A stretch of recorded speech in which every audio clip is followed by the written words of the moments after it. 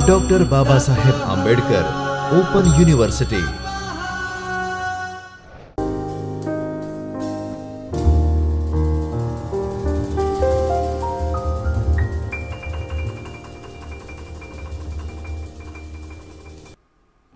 નમસ્તે વિદ્યાર્થી મિત્રો, ડૉક્ટર બાબા સાહેબ આંબેડકર ઓપન યુનિવર્સિટીના જ્યોતિર્મય પરિસરના ચૈતન્ય સ્ટુડિયોમાંથી હું ડૉક્ટર જાગૃતિ જે મહેતા ગુજરાતી વિષયના અધ્યાપક આપ સૌને આવકારું છું। તો વિદ્યાર્થી મિત્રો, આજે હું તમને વિજ્ઞાન વિદ્યાશાખાના બીજા વર્ષના મુખ્ય વિષય ગુજરાતીના પેપર નંબર 4માં મધ્યકાલીન ગુજરાતી સાહિત્યનું સ્વરૂપ આખ્યાનના વિભાગ 2માં પ્રેમાનંદ કૃત કુંવરબાઈનું મામેરું આખ્યાન વિશે વાત કરીશ। આ આખ્યાન કુલ 16 કડવાની રચના છે, જેમાંથી હું અત્યારે પ્રથમ 7 કડવાનો રસલક્ષી અને સ્વાધ્યાયલક્ષી પરિચય આપીશ। તો વિદ્યાર્થી મિત્રો, આ અભ્યાસના ઉદ્દેશો જોઈએ તો અહીં આખ્યાનના સ્વરૂપ વિશે વિચારણા થશે। એના દ્વારા તમને મધ્યકાલીન ગુજરાતી સાહિત્યના દીર્ઘ પદ્ય સ્વરૂપોમાં આખ્યાન કઈ રીતે સ્વતંત્ર અસ્તિત્વ સિદ્ધ કરે છે એ જાણવા મળશે। આખ્યાનના બાહ્ય માળખાનો પરિચય પણ આપ મેળવી શકશો। આખ્યાનની સ્વરૂપલક્ષી લાક્ષણિકતાઓને તે તમે ઓળખી શકશો। મધ્યકાલીન ગુજરાતી આખ્યાન સ્વરૂપનો આરંભ કવિ કેવા પ્રકારે કરે છે તેના વિશે પણ તમે જાણી શકશો। વસ્તુની રજૂઆતમાં આખ્યાનકાર પ્રેમાનંદની લાઘવની કલાનો પરિચય પણ આપ મેળવી શકશો। કવિ ભક્ત કવિ નરસિંહ મહેતાના પૂર્વ જીવનમાં કેટલાક પ્રસંગો વિશે પણ આપને માહિતી પ્રાપ્ત થશે। સંસારી નરસિંહ મહેતાનું સાચા ભક્તમાં થતું પરિવર્તન નિહાળી શકશો। હિન્દુ સમાજની મોસાળની વિધિ પ્રસંગે જોવા મળતી સામાજિક અપેક્ષાઓથી પરિચિત પણ આપ થઈ શકશો। ગરીબ પિતાની કોઈ ધનિકને ત્યાં પરણેલી દીકરીની વેદનાનો પણ પરિચય આપને થશે અને પ્રેમાનંદના આખ્યાનની વિશેષતાઓ પણ આપ જાણી શકશો। તો વિદ્યાર્થી મિત્રો, કુંવરબાઈનું મામેરું આખ્યાન વિશે ભૂમિકા બાંધીએ તો મધ્યકાલીન ગુજરાતી સાહિત્યના આખ્યાનકાર શિરોમણી પ્રેમાનંદ પાસેથી નળાખ્યાન, સુદામા ચરિત્ર, દશમસ્કંદ અને કુંવરબાઈનું મામેરું જેવી કેટલીક અનુપમ આખ્યાન કૃતિઓ પ્રાપ્ત થાય છે। પ્રેમાનંદની સર્વોચ્ચ કૃતિઓમાં કુંવરબાઈનું મામેરું અતીવ રમણીય અને અનવદ્ય આખ્યાન કૃતિ મળે છે। પ્રેમાનંદે પ્રસ્તુત કૃતિમાં ગુજરાતના પ્રસિદ્ધ સંત ભક્ત કવિ નરસિંહ મહેતાની પુત્રી કુંવરબાઈના શ્રીમંતના મામેરાના પ્રસંગને આલેખ્યો છે। ભક્તાધીન ભગવાન શ્રી કૃષ્ણ ગરીબ નરસિંહને કેવી સહાય કરે તેનું વેધક શબ્દચિત્ર અહીં દોરાયું છે। ભક્તની ઈશ્વર પ્રત્યેની અડગ શ્રદ્ધા અને ઈશ્વરની ભક્તાધીનતા તેમાંથી સ્પષ્ટ રીતે ઉપસી આવે છે। તો મિત્રો, હવે આપણે આખ્યાનના પહેલા અને બીજા કડવાનો રસલક્ષી પરિચય પ્રસ્તુત કરીએ છીએ। વિદ્યાર્થી મિત્રો, હવે પહેલા અને બીજા કડવાના રસલક્ષી પરિચય અહીં હું પ્રસ્તુત કરી રહી છું।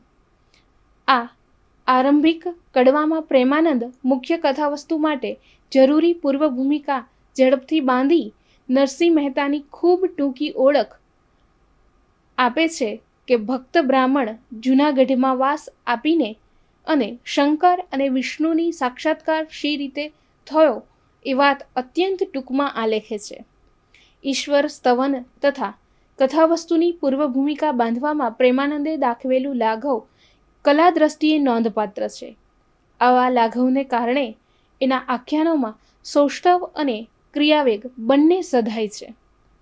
ભક્તની પરમ તત્વમાંથી મંગલ શ્રદ્ધાને વાચા આપતા નરસિંહ મહેતાના આ કથાનકનો આરંભ પ્રેમાનંદ મધ્યકાલીન આખ્યાન પરંપરાને અનુસરીને મંગલાચરણથી કરે છે। કુંવરબાઈનું મામેરુંનું પહેલું કડવું શ્રી ગુરુ વિઘ્નહર્તા ગણેશ અને દેવી શારદાની સ્તુતિથી આરંભાય છે। પ્રથમ પંક્તિમાં જ મંગલાચરણને સંક્ષેપમાં સમેટી લઈને બીજી જ પંક્તિમાં કવિ પ્રસન્ન ચિત્તે નરસિંહ મહેતાએ કરેલા મામેરાના ઉલ્લેખ સાથે વિષય વસ્તુનો સીધો નિર્દેશ કરે છે। જૂનાગઢના રહેવાસી નરસિંહ નાગર નરસિંહ મહેતા ભાભીનું કુવચન સાંભળીને હૃદયમાં ડંખ સાથે વનમાં જઈ અપૂર્વ શિવલિંગની ભાવપૂર્વક પૂજા કરે છે અને 7 ઉપવાસ બાદ સાંસારિક અધ્યાસોમાંથી મુક્ત થઈને પ્રભુ દર્શનનો અધિકાર મેળવે છે. નરસિંહની ભક્તિથી પ્રસન્ન થયેલા ભગવાન શંકર પ્રત્યક્ષ રૂપે પ્રગટ થાય છે. કમલની પેરે લિંગ વિકસ્યું એ 3 પંક્તિમાં ભગવાન શંકરના રુદ્ર રમ્ય કરાલ કોમળ સ્વરૂપનું જે વર્ણન કર્યું છે તે પ્રેમાનંદની કવિત્વ શક્તિનો નિર્દેશ કરે છે. કમળની પેઠે વિકસેલા શિવલિંગમાંથી કપૂર જેવા ગૌરવર્ણ ડાબી બાજુ પાર્વતી અને જાતમાં મસ્તક પર ગંગા, માથે અર્ધચંદ્ર, ગળામાં ખોપરીઓની માળા, શરીર ઉપર સર્પના આભૂષણ, વાઘનું ચામડું પહેરેલા અને હાથીનું ચર્મ ઓઢેલા, ડમરૂ અને શંખ બજાવી રહેલા ભગવાન શંકર નરસિંહની સામે પ્રગટ થાય છે અને નરસિંહને વરદાન માગવા જણાવે છે. નરસિંહ હવે પૂરેપૂરો ભક્તિના રંગે રંગાઈ ગયેલો છે. શિવ મિલન બાદ હવે તે વિષ્ણુ દર્શન ઈચ્છે છે. નરસિંહની વિષ્ણુના જ અવતાર એવા કૃષ્ણની રાસલીલાના દર્શનની મહેચ્છા જાણતા જ પ્રસન્ન થયેલા શંકર નરસિંહને વ્રજમાં લઈ જઈ કૃષ્ણની રાસલીલાનું દર્શન કરાવે છે. આ કડવામાં પ્રેમાનંદે નરસિંહના જીવન વિશેની ભૂમિકા સંક્ષિપ્તમાં છતાં સુયોગ્ય પ્રમાણમાં બાંધી આપી છે. એક જ પંક્તિમાં ભાભીના કુવચનો અને મહેતાના ગૃહત્યાગની વિગત આલેખી પ્રેમાનંદે ભાવકોને વિસ્તૃત વર્ણનના કંટાળાથી અળગા રાખ્યા છે. તો બીજા કડવામાં ભક્ત નરસિંહને ભગવાન શ્રી કૃષ્ણએ આપેલા અભયદાનની ઘટના વર્ણવાઈ છે. પ્રભુની રાસલીલાના સુંદર શબ્દચિત્રથી કડવાની શરૂઆત થઈ છે.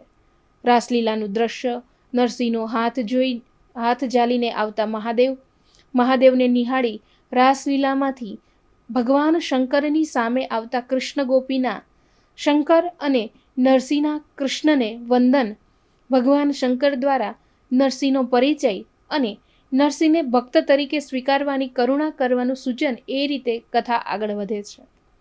વિષ્ણુ સ્વરૂપ કૃષ્ણ નરસિંહનો ઉદ્ધવ વિદુર સમાન ભક્ત તરીકે સ્વીકાર કરે છે અને સાથે જ પોતાના આ ભક્તને આવું અભય વચન પણ આપી દે છે કે દુઃખ વેળા સંભાળજે, હું ધાઈ આવીશ તત્કાલ, અને પ્રભુ ભક્તના યોગ્ય ક્ષેમની સઘળી જવાબદારી ઉપાડી લે છે. અહીં આ એક જ પંક્તિ દ્વારા કવિએ કાવ્યના કથાનકના મૂળભૂત આશયને ભગવાનની ભક્તની વહારે આવવાની પ્રવૃત્તિને સૂચિત કરી દીધી છે. વિપત્તિ કાળે સ્મરણ માત્રથી પ્રભુ ભક્તની સહાય અર્થે આવી પહોંચવાના છે એવા ભગવત વચનથી ભાવિમાં કુંવરબાઈના મામેરાના પ્રસંગે પ્રભુ અચૂક ભક્તને સહાય કરશે એવા અણસાર મળી જાય છે. એ રીતે કાવ્યના અંતનું સૂચન પણ મળી જાય છે. નરસિંહને નિર્ભય વાચા આપવાની સાથે સંસારમાં રહી લોકાચારના ભયને અવગણીને પ્રભુ સ્મરણ, કીર્તન, ભજન કરવાનું, પ્રભુ લીલાનું ગુણગાન કરવાનું સૂચન કરીને કૃષ્ણ ક્ષણ માત્રમાં વ્રજમાંથી જૂનાગઢમાં લઈ આવે છે. ઈશ્વર મિલનને પરિણામે હવે નરસિંહની જડતા ઓગળી ગઈ છે. એના આંતરચક્ષુ ખુલી ગયા છે. એની દ્રષ્ટિ ભક્તિથી નિર્મળ બની છે. હવે એ વૈષ્ણવજન બન્યો છે. પ્રભુના સાક્ષાત્કાર બાદ જૂનાગઢમાં આવતા જ એ પ્રભુ દર્શનના નિમિત્તરૂપ બનનાર ભાભીને ગુરુ સમાન લેખીને નમન કરી આદરભાવ કરે છે. ભાભીના આકરા વીણને પ્રતાપે જ હરિ અને હરના દર્શનના અધિકારી બન્યો હોવાનું એ સઘળું પુણ્ય ભાભીને ચરણે ધરી દે છે. તો મિત્રો, આ પહેલા 2 કડવામાં ભક્ત નરસિંહની પૂર્વકથાને ઔચિત્યપૂર્વક વર્ણવી તેના પર ભગવાન કૃષ્ણની અને મહાદેવજીની કૃપા આવશ્યક પ્રસ્તાવના બાંધીને નરસિંહના ગૃહસ્થાશ્રમના નિર્દેશ સાથે કથા કડવા ત્રીજા કડવા તરફ પ્રગતિ કરે છે. પહેલા કડવામાં આવતો ભગવાન શંકરના પ્રાગટ્યનો ચમત્કાર કદાચ આજના બુદ્ધિજીવી માનસને ન સ્પર્શે એ સંભવિત છે, પણ કાવ્યરસમાં તદ્રુપ કરતો આ ચમત્કાર કઠતો નથી. એટલું તો જરૂર કહી શકીએ કે વિદ્યાર્થી મિત્રો, હવે આપણે આગળ 3, 4, 5, 6 અને 7 કડવાનો રસલક્ષી પરિચય જોઈએ. તો પહેલા અને બીજા કડવામાં પ્રેમાનંદ કુંવરબાઈનું મામેરું આખ્યાનની ભૂમિકા બાંધીને ત્રીજા કડવાથી મુખ્ય કથાનો પ્રારંભ કરે છે. આ કડવાના આરંભથી કથા વેગ પકડે છે.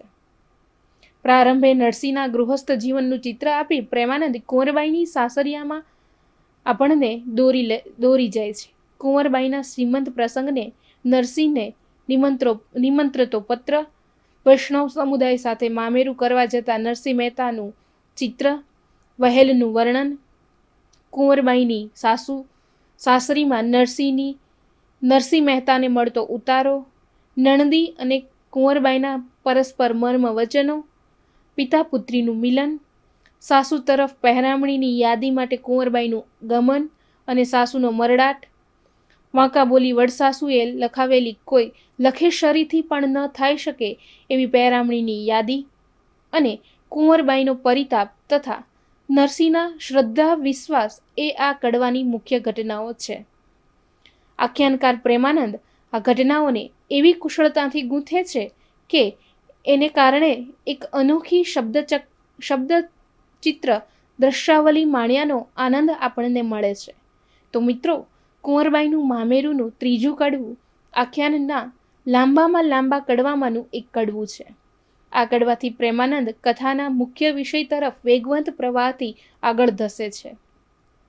પ્રારંભની 7 કડીમાં નરસિંહના ગૃહસ્થાશ્રમનું ચિત્ર, પતિવ્રતા નારી, હરિકીર્તનમાં વ્યસ્ત નરસિંહ, 2 બાળકો પુત્ર અને પુત્રીના સારા ઠેકાણે લગ્ન અને પુત્રી તથા પુત્રનું મૃત્યુ અત્યંત સંક્ષિપ્તમાં પણ સચોટતાથી વર્ણવી. 8મી કડીમાં પ્રેમાનંદ કુંવરબાઈના સાસરિયાનું ચિત્ર ઉપસાવે છે. ભાગ્યશાળી કહેવાય એવું સાસરું મળ્યું છે કુંવરબાઈનું, પણ ધનના અભિમાનવાળા સાસરિયામાં રંક પિતાની આ પુત્રીને સાસુ, નણંદ, જેઠાણીના મહેણા સાંભળવા પડે છે. અપમાન પણ વેઠવા પડે છે. અધૂરામાં પૂરું, એનો પતિ પણ એનાથી નાની ઉંમરનો, વિવેક વિચાર વગરનો છે, જે એની લાગણીને કે સંસારની આંટીઘૂંટીને સમજી શકતો નથી. એવામાં કુંવરબાઈને શ્રીમંત આવ્યું. સાસરિયાએ કુંવરના શ્રીમંત પ્રસંગનો સંદેશો નરસિંહને મોકલાવવાનું ટાળ્યું. ત્યારે પિતા મામેરું લઈ નહીં આવે તો સાસરીમાં પોતાની આબરૂ જશે. એટલું જ નહીં, જીવનભર પોતાને મહેણા સાંભળવા પડશે. એ સર્વનો વિચાર આવતા ઓશિયાળી અને દયામણી કુંવરબાઈ સાસુ પાસે જઈ પિતાને જૂનાગઢ શ્રીમંતના સમાચાર કહેવડાવવા વિનવે છે. ત્યારે પહેલાં તો સાસુનો ગર્વભર્યો કાંપ પ્રગટ થાય છે, પણ અંતે કુંવરના હૃદયનો ભાવ સ્પર્શી જતા સાસુ પતિને પત્ર લખવા જણાવે છે. પરમ દયાલ સસરા શ્રીરંગ મહેતા વધામણી સમાચાર આપી નરસિંહને શ્રીમંત પ્રસંગે પધારવાનું ભાવભર્યું નોતરું પત્ર રૂપે પાઠવે છે. પત્ર લઈને નીકળેલા ખોખલા પંડ્યાને કુંવરબાઈ એકાંતમાં બોલાવી પગે લાગી 2 દિવસ પોતાના પિતાની મહેમાનગતિ સ્વીકારવા વિનવી અંતે પિતા માટે સંદેશો મોકલાવે છે કે સારું મોસાળું લઈને અહીં આવશો નહીં તો પોતાને આ પ્રસંગ નિમિત્તે ભવનું મહેણું રહેશે. છેલ્લી 1.5 કડીમાં કવિ આપણને પાછા જૂનાગઢમાં નરસિંહના ઘરમાં લાવીને મૂકી દે છે, જ્યાં નરસિંહને આપણે પુત્રીની સુખદાયી વાત સાંભળતો જોઈએ છીએ. ટૂંકમાં આખું કડવું વિરક્તિ અને વત્સલતાના બિંદુઓની મધ્યમાં સંસારના ઉછળતા પ્રવાહોનું ભાવવાહી દર્શન કરાવે છે. આ કડવામાં પ્રસંગો ઝડપી ચિત્ર પરંપરાની જેમ સરકે છે. પ્રેમાનંદ ધારે ત્યારે કથા પ્રવાહમાં કેવી તેજ ગતિ લાવી શકે છે તે આ કડવા દ્વારા જાણી શકાય છે. તો મિત્રો, ત્રીજા કડવામાં આરંભાયેલો ઝડપી ક્રિયાવેગ અહીં પણ એટલે કે ચોથા કડવામાં પણ ચાલુ જ રહે છે. વેવાઈનો પત્ર અને દીકરીનો સંદેશો ખોખલા પંડ્યા પાસેથી મળતા જ ઈશ્વર તરફ શ્રદ્ધાયુક્ત નરસિંહ મહેતા મામેરાની બધી જવાબદારી ભગવાન શ્રી કૃષ્ણના માથે છોડી દે છે અને ઓછીની માંગી આણેલી ખખડધજ વહેલમાં પોતાના સ્વજનો જેવા સાધુ સાધ્વીઓની ટોળીઓ સાથે દીકરીને સાસરે જવા નીકળે છે. નરસિંહ જે વહેલ લઈને નીકળ્યો છે એ વહેલનું વર્ણન પ્રેમાનંદે કરેલા કેટલાક મનોરમ ગતિશીલ વર્ણનોમાંનું એક વર્ણન છે. એમાંની ચિત્રાત્મકતા મુગ્ધ કરે છે કે મહેતાની આ વહેલ એક તો જૂની છે, જીર્ણ થઈ ગયેલી છે, એની ધૂસરી પણ વાંકી છે અને સાંગી સોટા બધું જ ભાંગેલું છે. તળાવા, પીંજણી અને બંને બળદ બધું માગીને આણેલું છે.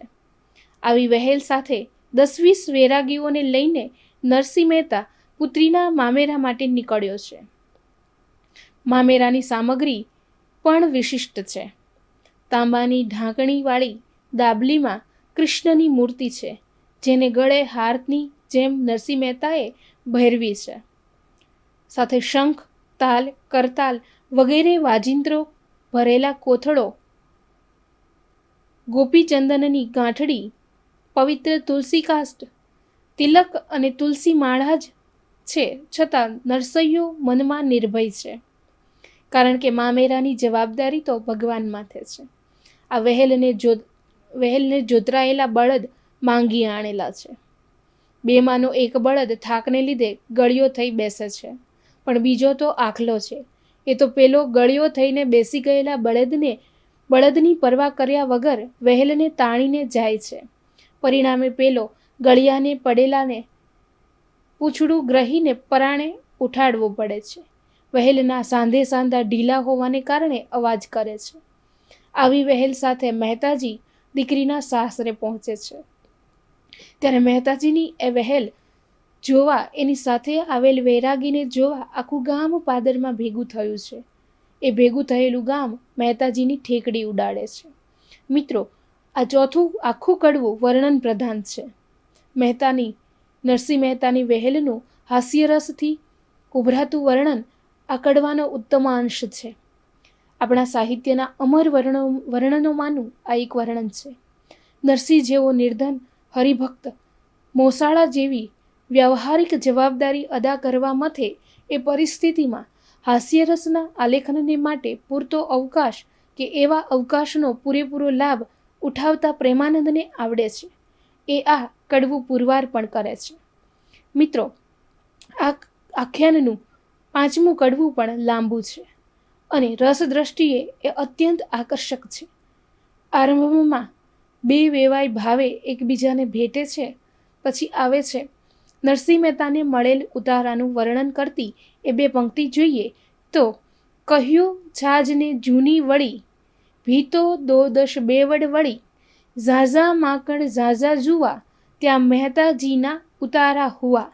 આમ કહી પ્રેમાનંદની આ અમર બનેલી પંક્તિઓ અહીં રજૂ કરી છે, પણ હકીકતે એ પ્રેમાનંદે પુરોગામી આખ્યાનકારોમાંથી શબ્દશઃ ઉઠાવેલી કાવ્ય પંક્તિઓ છે.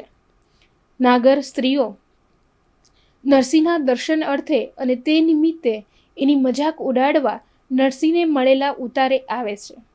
તેનું ઉદાહરણ જોઈએ તો, મહેતો દીઠે દીઠા હરી, બાય પરમેશ્વર એને ત્રુટકો. મહેતો દીઠે દીઠા હરી, બાય પરમેશ્વર એને ત્રુઠડો, કે કુંવરબાઈ વહુનું ભાગ્ય દુઃખ.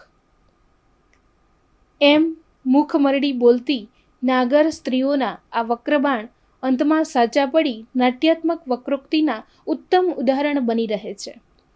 મહેતાજીને જોવા માટે, ટીખળ કરવા માટે હરખભેર ઘેરથી ચાલી આવતી અને મન વિના મહેતાને નમતી સુંદરીઓનું ચિત્ર પ્રેમાનંદના મરમાળા હાસ્યનો પરિચય કરાવી જાય છે. તો કડવાની 10મી કડીથી પ્રહાર પલટાય છે. પિતાના આગમનના સમાચાર સાંભળતા વેત પિતાને મળવા ઉત્સુક હૃદયે ઉતાવળી મળવાને ધસતી કુંવરબાઈને જોઈ નણંદી મર્મમાં હસીને આવા કઠણ વચન એને સંભળાવે છે, જેનું ઉદાહરણ જોઈએ તો આશુ પિતા પુત્રીનું હેત, સગાને કરવા આવ્યો ફજેત. પંક્તિ છે, આશુ પિતા પુત્રીનું હેત, સગાને કરવા આવ્યો ફજેત. નણંદના આવા વચનોનો જવાબ કુંવરબાઈ જડબાતોડ ભાષામાં આપે છે. તે જોઈએ તો, અરે આટલું અભિમાન શાને કરો છો? કોઈનો પિતા લખશેરી હોય તો તે મને શો ખફ આપવાનો? આવી જડબાતોડ ભાષામાં જવાબ આપી, મને તો સારા અને ગરીબ બાપ જ મુબારક હો એવું કહેતી કુંવરબાઈ આગળ કહે છે કે એ મને કેવળ એક કપડું પણ આપશે તો મારા માટે સોનાના મેરુ સમાન મૂલ્યવાન બનશે. કુંવરબાઈના આ તીખા શબ્દો નણંદીની બોલતી બંધ કરી દે છે. સાસુ આગળ ગરીબડી અને દયામણી દેખાતી કુંવરબાઈ નણંદી આગળ પિતાનું ગૌરવ સાચવવા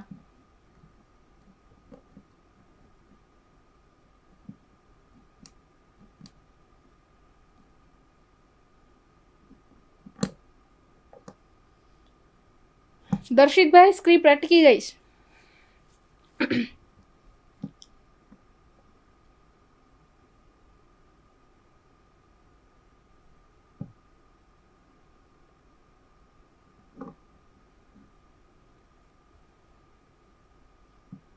ઓકે. કુંવરબાઈ નણંદી આગળ પિતાનું ગૌરવ સાચવવા જેટલી સ્વમાની અને આખા બોલી તે જરૂર છે. નણંદીની બોલતી બંધ કરીને મામેરું લઈને આવેલા પિતા પાસે પહોંચતી કુંવરબાઈ અને નરસિંહના મિલનનું ચિરંજીવ ચિત્ર પ્રેમાનંદની કલમે ઉપસી આવ્યું છે. જેનું ઉદાહરણ જોઈએ તો, અન્યો અન્ય નૈણા ભરી, ભેટ્યા બેહુ અતિ આદર કરી. અન્યો અન્ય નૈણા ભરી, ભેટ્યા બહુ અતિ આદર ભરી. પિતાનો વત્સલ્ય હાથ કુંવરબાઈના મસ્તક પર વાત્સલ્ય વર્ષા કરી રહ્યો છે. ત્યાં આપણે વાત્સલ્ય રસની મીઠી લહેર ઘડીભર માણીએ છીએ. પિતાની ભાવુક નજરથી ભેટતી કુંવરબાઈની નજર જ્યાં મામેરાની સામગ્રી તરફ જાય છે ત્યાં જ એના આક્રોશ ભભૂકી ઉઠે છે. નિર્ધનતાના મૂર્તિમંત રૂપ સમાન મામેરાની સામગ્રીને જોઈને નિર્ધન અવતારની વ્યર્થતા એની વાણીમાંથી ટપકી પડે છે. આ મામેરાની સામગ્રીથી નાગરીનાથમાં પિતાની અને પોતાની શી ઇજ્જત રહેશે? આના કરતાં તો પોતે જ મૃત્યુ પામી હોત તો. અને કહે છે કુંવરબાઈ, હું શે ન મુઈ મરત માય, હું શે ન મુઈ મરેત માત રૂપે અભિવ્યક્ત થતી વેદના અને એ પછી આવતી માતા વિના સૂનો સંસાર, નમાયાનો શું અવતાર ગુજરાતી સાહિત્યની કહેવત રૂપ બની ગયેલી પંક્તિઓમાં કરુણ રસ રેલાય છે. આમ કડવાની હાસ્યરસમાંથી વત્સલ્ય અને વત્સલ્યમાંથી કરુણ રસમાં થતી સંક્રાંતિ પ્રેમાનંદની અપૂર્વ રસ સંક્રમણ કળાનો પરિચય કરાવે છે. પુત્રીના આવા કઠોર વચન પણ નરસિંહ મહેતાના ચિત્તને સહેજે વિચલિત કરતા નથી. એની શ્રદ્ધામૂર્તિ તો એવીને એવી જ અચલ છે. પુત્રીને દૂરથી આવતી જોઈને નરસિંહ નરહરિને સમર્યા કરે છે.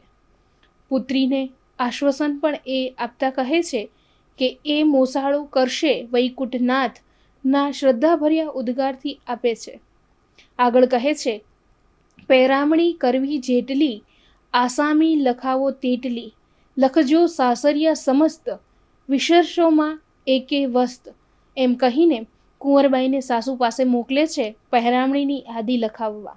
પણ દુનિયાદારીના જ કાટલે સહુને જોખતી સાસુને તો પહેરામણીની યાદી માટેનો વ્યર્થ કાગળ બગડવાનું પણ શાનું રૂચે?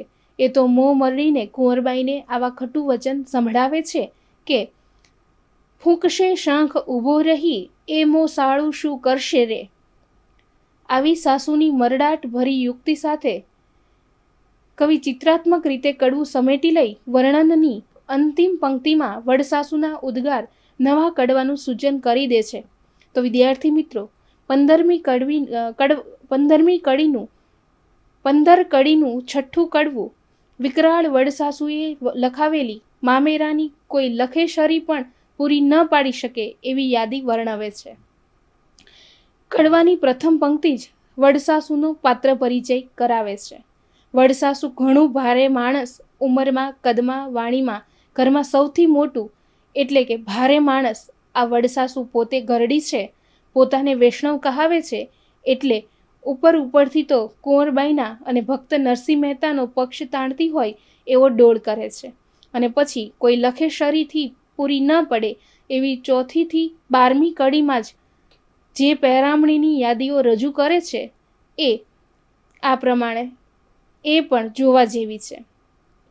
પહેરામણીની યાદીમાં વડસાસુ લખાવે છે કે 5 શેર કંકુ, 700 શ્રીફળ, 15 કોડી એટલે કે 180 પછેડી, 50 પટોળા, 30 કોડી એટલે કે 600 ધોતિયા, 300 છાયલ, 1200 કપડાં, 20 મણ વાંકળિયા ફોફળ. આ ઉપરાંત પુત્રીને 16 શણગાર અને જમાઈને સુવર્ણની સાંકળી, 1000 સોના મોહર રોકડી. કોઈ લખેશરી પણ ન પહોંચી શકે એવી આ યાદી વડસાસુ આપે છે. અને આ વડસાસુના મતે તો ધર્મયુક્ત જ છે, કારણ કે અહ્યો ગરડા માટે ધર્મ લખાવ્યું, અહ્યો ગરડા માટે ધર્મ લખાવ્યું, ન ઘટે જાજો લોભ. અને પછી કહે છે કે આ યાદીથી વધારે પહેરામણી કરશે તો વળી તમારા એટલે કે કુંવરબાઈના પિતાના ઘરની આબરૂ શોભા પણ વધશે. વડસાસુ આ યાદી લખાવી રહી ત્યારે એ યાદી જોઈને જ મરડાટ ભરી નણદી બોલી ઉઠી, ભારે મોટા 2 લખો પહાણિયા જે મહેતાજીથી અપાયે. નણદી બોલે છે કે ભારે મોટા 2 લખો પહાણિયા જે મહેતાજીથી અપાશે. વિકરાળ વડસાસુની યાદી કુંવરબાઈના પેટમાં ફાળ પાડે છે. ત્યાં કડવું સમાપ્ત થાય છે. આખા કડવામાં સૂક્ષ્મ હાસ્ય અનુભવાય છે. પ્રેમાનંદના સમયમાં મામેરા જેવા સામાજિક પ્રસંગોએ ધનિકો ગરીબ સગાને કેવી કફોડી સ્થિતિમાં મૂકતા હશે અને એમની પાસે રીત રિવાજના બહાના નીચે કેટલું પડાવતા હશે એનો ખ્યાલ પણ આ કડવું આપે છે. તત્કાલીન સમાજના દર્શનની દ્રષ્ટિએ પણ આ કડવું નોંધપાત્ર છે. તો મિત્રો, આ ફક્ત 11 કડીનું બનેલું 7મું કડવું નરસિંહ અને કુંવરબાઈ બાપ દીકરીની 2 ભિન્ન મનોભૂમિકાનું સંક્ષિપ્ત છતાં ચોટદાર નિરૂપણ કરે છે. કડવાનો પૂર્વાર્ધ કુંવરબાઈની ઉક્તિ રૂપે મળે છે. વડસાસુની યાદી વાંચીને કુંવરબાઈના મનમાં જે ફાળ પડી છે એ દાટ વાળ્યો રે ડોશીએ દ્વારા વ્યક્ત થાય છે. કડવાના ઉપાડની આ ચોટદાર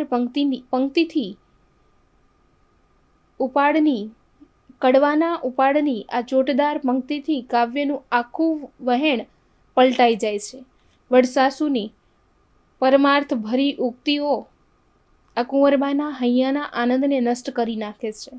કોઈ લખેશરીથી પૂરી ન પડે એવી આ યાદી પોતાના જીવનના મંગલતમ પ્રસંગ શ્રીમંતના પ્રસંગને પણ દુઃખદાયક બનાવી દે છે. અને એનાથી બોલાઈ જાય છે કે સાધુ પિતાને દુઃખ દેવાને મારે શ્રીમંત શાને આવ્યું રે. પોતાના અકિંચિત પિતાને ઘર તરફ પાછા વળી જવા એ વિનવે છે ત્યારે નિરાશ અને સંશયગ્રસ્ત બની ગયેલી દીકરીના મનમાં ઈશ્વર શ્રદ્ધા પ્રેરતા પિતા કહે છે, મહેતાજી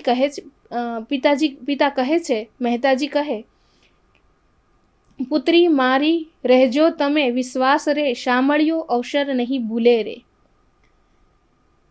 અને પુત્રીના વિશ્વાસને દ્રઢાવવા નરસિંહ પાંચાલીની પુટકુળપુરિયાના પ્રસંગને ટાંકીને થવા દે વહણું રે એમ ભક્ત સહજ નિર્મળતાથી આવી કાલ સવારે થનાર શ્રીમંતની પહેરામણીના પ્રસંગની પ્રતીક્ષા કરે છે. 6ઠ્ઠી કડીથી આરંભાતા નરસિંહના ભક્ત અને પિતા સ્વરૂપ વ્યક્તિત્વનો પરિચય કરાવતા આ ભાગની ધ્રુવ પંક્તિ એટલે જ તો છે કે ડોશીએ તો સારું કીધું રે. આખું 7મું કડવું આમ અશ્રદ્ધાના આંદોલનથી આરંભાઈને શ્રદ્ધાના આંદોલન પર સ્થિર થાય છે. કુંવરબાઈની આટલું બધું તો અશક્ય જ છે એવી ઘોર નિરાશાથી આરંભાતું કડવું લખાયેલું બધું જ ઈશ્વર પાર પાડશેની નરસિંહની દ્રઢ શ્રદ્ધા સાથે સમાપ્ત થાય છે. બાપ દીકરી વચ્ચે થતા સંવાદમાંથી બંનેની આ જુદી જુદી મનોમુદ્રા સચોટ રીતે ઉપસી આવે છે. આમ આ આખ્યાનના મુખ્ય પ્રસંગ શ્રીમંત તરફ અભિમુખ કરતા કડવા 3, 4, 5, 6 અને 7માં મુખ્યત્વે નીચેની ઘટનાઓનું નિરૂપણ મળે છે. તો જોઈએ તો મિત્રો, ત્રીજા કડવામાં મહેતાના ગૃહ સંસારને ધનવાન સાસરીમાં નિર્ધન કુંવરબાઈની સ્થિતિને એના શ્રીમંતના પ્રસંગે એના આગ્રહથી નરસિંહને શ્રીરંગ મહેતા દ્વારા અપાતા નિમંત્રણને વર્ણવે છે. નરસિંહના આ આખ્યાનના કેટલાક લાંબા કડવામાંનું આ એક છે. પ્રેમાનંદ ધારે ત્યારે કથા પ્રવાહમાં કેવી તેજ ગતિ લાવી શકે છે તે આ કડવું બતાવે છે. તો ચોથા કડવામાં વૈષ્ણવ સમુદાય સાથે કુંવરબાઈનું મામેરું કરવા જતા નરસિંહને નિરૂપે છે. વર્ણન પ્રધાન એવા આ કડવામાં નરસિંહ મહેતાની વહેલનું હાસ્યરસથી ભરેલું વર્ણન મળે છે. તે કડવાનો ઉત્તમાંશ બને છે. તો મિત્રો, પાંચમું કડવું નરસિંહને વેવાઈને ત્યાં મળેલો ઉતારો, નણદી અને કુંવરબાઈના પરસ્પર મર્મ વચન, પિતા પુત્રીનું મિલન, સાસુ તરફથી પહેરામણીની યાદી માટે જતી કુંવરબાઈ અને સાસુના મરડાટને વર્ણવે છે. રસ નિરૂપણની દ્રષ્ટિએ તેમજ પાત્ર પરિચય તથા પાત્ર વિકાસની દ્રષ્ટિએ પ્રેમાનંદના કવિત્વનો પરિચય કરાવતું આ યશસ્વી કડવું છે.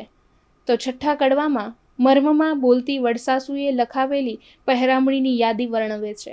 પ્રેમાનંદના સમયમાં મામેરા જેવા સામાજિક પ્રસંગોએ ધનિક ગરીબ સગાને કેવી કફોડી હાલતમાં મૂકતા હશે અને એની પાસે રીત રિવાજના બહાના નીચે કેટલું પડાવતા હશે એનો ખ્યાલ પણ મળે છે. તો સાતમા કડવામાં મિત્રો, પહેરામણીની યાદી પછી કુંવરબાઈના પરિતાપ અને પિતાના શ્રદ્ધા વચન સમા આશ્વાસનને વર્ણવે છે.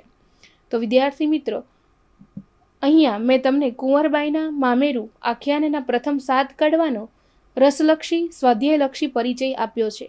તો આટલા અભ્યાસ બાદ તમે તમારી પ્રગતિ ચકાસો, જેના માટે હું તમને થોડા સવાલો પૂછું છું, જેના જવાબો આપ તૈયાર કરજો. પ્રશ્ન 1. ભાભીનું મહેણું સાંભળીને નરસિંહ મહેતાએ શું કર્યું, એનું શું પરિણામ આવ્યું? પ્રશ્ન 2. નરસિંહ મહેતાની ભક્તિથી કોણ પ્રસન્ન થયું? પ્રશ્ન 3. ચમત્કારના પ્રસંગો કયા કડવામાં બન્યા છે તેની નોંધ તૈયાર કરો. પ્રશ્ન 4. સાસરિયામાં કુંવરબાઈની સ્થિતિ કેવી છે, તેનું મુખ્ય કારણ શું છે? પ્રશ્ન 5. મામેરે નીકળેલા નરસિંહ મહેતાની વહેલનું શબ્દચિત્ર આલેખો. પ્રશ્ન 6. વડસાસુ પહેરામણીની યાદી કેવી લખાવે છે તે નોંધો. તો વિદ્યાર્થી મિત્રો, ફરી પાછા આપણે કુંવરબાઈનું મામેરું આખ્યાનના બીજા કડવાઓના અભ્યાસ સાથે મળીશું. આપ ખૂબ પ્રગતિ કરો એવી શુભકામનાઓ સાથે આપ સૌનો ખૂબ ખૂબ આભાર. स्वाध्यायः परमः